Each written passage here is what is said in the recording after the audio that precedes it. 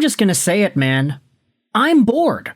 I am really bored of what the Vancouver Canucks are offering right now, in terms of the news, in terms of the cycle, and because I said that, that there's going to be a big hire or a big move done right before this video was public on YouTube, because that's how the hockey gods work. But let's dive into some of the latest updates over the last few days in regards to the Vancouver Canucks and their management search. I know, it's not really the hottest topic out there, but it's one of the only topics, really, if you're talking about the Vancouver Canucks. Patrick Allvin got the can a few days ago. Jim Rutherford is still here. But is there a world? Is there a possibility? Is there a chance that Jim Rutherford is actually on his way out too? Now, there have been a number of radio segments, folks on Halford and Bruff, Sportsnet 650, Canucks Talk and Canucks Central, all wondering whether or not the Jim Rutherford experiment has gone on too long. Like, questions, hypothetically speaking, of the Vancouver Canucks potentially hiring a general manager, and whether or not that general manager will be fitting to what Jim Rutherford wants, and whether or not there's the possibility the Canucks hire a Rutherford replacement as well. There are a number of conversations to have about this guy. He is 77 years old. Obviously, he is not going to see through an entire rebuild with the Canucks. But can his departure from this franchise come sooner rather than later? Let's open up this video with a conversation from Donnie and Dolly earlier this week. Rick Dollywell said this, that the analytics department was telling them to pick Horvat over Miller. Half the hockey ops people wanted Horvat. Rutherford still picked Miller. Now, this, of course, took place back in 2023. When Bo Horvat played his last game as a member of the Vancouver Canucks before getting traded over to the New York Islanders. We all know what happens next. The Canucks went on a tear in the very next season, 23-24. Oh yeah, that is when everything went amazingly for Vancouver. JT Miller scored 100 points for 1 year. Exactly.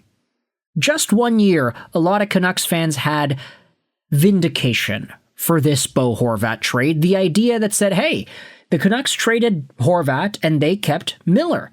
Miller just had a 100-point season, and Bo's first year with the Islanders saw him put up 68 points. So Miller is better. They made the right choice, right? Well, give it a few years and JT inevitably falls off. He stops playing well. He starts letting other stuff get into his head. Other stuff, I mean like Elias Pettersson stuff, and his overall point production tanks as he gets sent over to the New York Rangers. Meanwhile, Bo Horvat, 57 points in 68 games this season and 31 goals. That's elite right there. JT Miller had 53 points in 68 games. Actually, the games played exactly the same. JT Miller just had 4 fewer points. Maybe it's actually not that bad if you do the comparison. But then again, Bo Horvat was able to get 31 goals. JT Miller had 17. So there's an argument for Captain Bo. Now, with that said, there also is a pretty big list from Mirror Mirror that dives into the Rutherford decisions. If Rutherford chose Miller over Horvat, jumped on the contract for Pettersson, re-signed a trio of players for the slim hope of keeping a franchise-level defenseman despite knowing he was leaving for the U.S. anyway, threw his own prodigy under the bus, and if Rutherford can leave any time but he won't because he's ultra-competitive, maybe he is out of touch, and don't let this guy make the final decision. Unfortunately, after Rutherford, all I can trust are the Sedins, Granato, and Castonguay. Screw this business president in Doyle and Francesco's lapdog that's crashing the Canucks franchise. Now, this assessment, I don't think it's too unpopular of an opinion. realistically speaking. A lot of Canucks fans would probably agree with this. But the list of Jim Rutherford decisions over the past few years, when you line it up like this, it's all baffling. Miller over Horvat in 2026 does not look like a good choice. Signing Pettersson to that contract at Rutherford's recommendation doesn't look like a good choice. Re-signing Garland, Demko, Besser just because you wanted to keep Quinn, not a good choice. Throwing your own prodigy and Patrick Allvin under the bus, not a good choice. Jim Rutherford took away all of the big tasks that Allvin had and said, I'm handling this, Patrick. You can take the fall.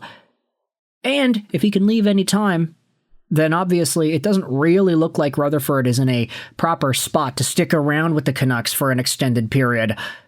With that said, there also was an extra piece of commentary from Schaefer and Price earlier this week too that was summarized by Canucks News Summaries. I wanted to look at specifically this post from April 21st, 2026, because there's a pretty interesting segment from Darren Dreger, Schaefer, and Price on their program that speaks about Rutherford's future. This is what Drake, Schaefer, and Price had on their program.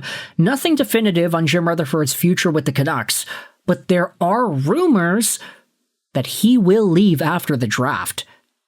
It feels like in Canadian markets, it's better to have a president than not.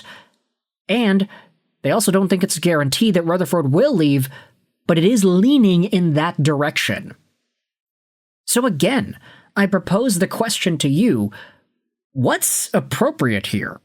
Why would Jim Rutherford be in a spot to make decisions with the intention of the franchise's best in mind, with the idea that, oh yeah, I'm going to bring this guy on and then I'm just going to peace out? Like, if he already is leaning towards leaving, or if the Canucks already feel like there is maybe not a long-term fit for this guy, then why are you keeping him around for the hiring process of your other executives?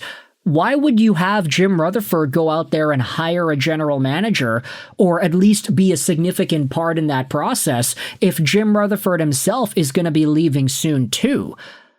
Like, would it not make sense to hire a Jim Rutherford replacement and then have the new president or whatever hire the new GM, who then hires the next coach, whether that is Ryan Johnson, whether that is Manny Malhotra, whether that is Luongo, or I don't know, any of the other names that we have seen tossed out there in the Canucks GM conversation.